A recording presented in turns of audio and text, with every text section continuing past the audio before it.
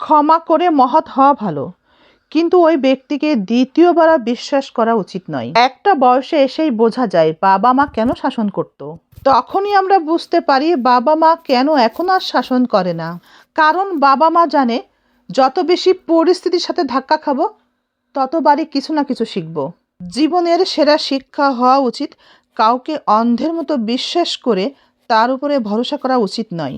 কিছু মানুষ প্রথমে যা দেখায় পরে আর তা থাকে না। মানুষ পরিবর্তনশীল।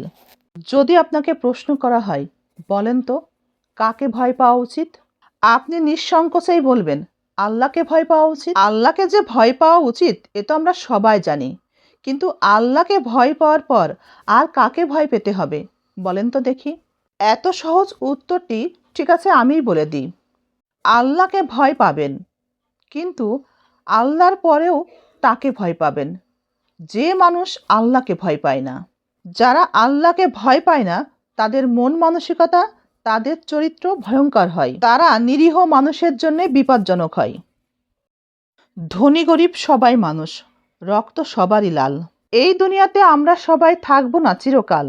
সাদাও মানুষ, কালোও মানুষ, সবই আল্লাহর সৃষ্টি। তফাৎটা তবে কেন করি, কাদের করি, কিসের করি, ভালো রাখি না দৃষ্টি। তাই হোক, ভালো থাকি, ভালো রাখি। ঠকে যাচ্ছি, আফসোস করার কিছু নেই। ঠকতে গেলে অনেক গুণ থাকা লাগে। ঠকতে গেলে মনের মতো মানুষ হওয়া লাগে, মন নরম হওয়া লাগে, মন উজাড় করে ভালোবাসা লাগে। অন্ধের মতো বিশ্বাস করাও লাগে, কিন্তু ঠকাতে গেলে অমানুষ হলেই চলে। আঘাত দিয়েও যারা অনায়াসে ঘুমিয়ে পড়তে পারে, ভেজা চোখ দেখেও যারা মুখ ফিরিয়ে নিতে পারে, সঙ্গ চাইছে জেনেও যারা নিঃসঙ্গ করে দিতে পারে, তারা আর যাই হোক অন্তত তারা আপনার ভালোবাসার যোগ্য নয়। আপনার উত্থান এবং পতনের জন্যে সব থেকে গুরুত্বপূর্ণ ভূমিকা রাখে কারা জানেন? আমরা অবশ্য অনেকেই জানি, তবুও একবার বলি।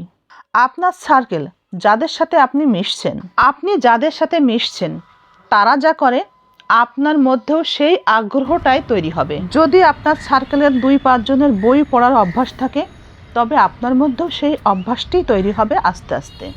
আপনার বন্ধুদের মধ্যে, আপনার সার্কেলের মধ্যে 2-5 জন যদি ড্রাগ অ্যাডিক্টেড থাকে, তবে আপনিও আস্তে আস্তে তাদের মতোই হয়ে যাবেন। আমাদের সার্কেল বা আমাদের বন্ধু আমাদের উপরে অনেক বেশি প্রভাব ফেলে।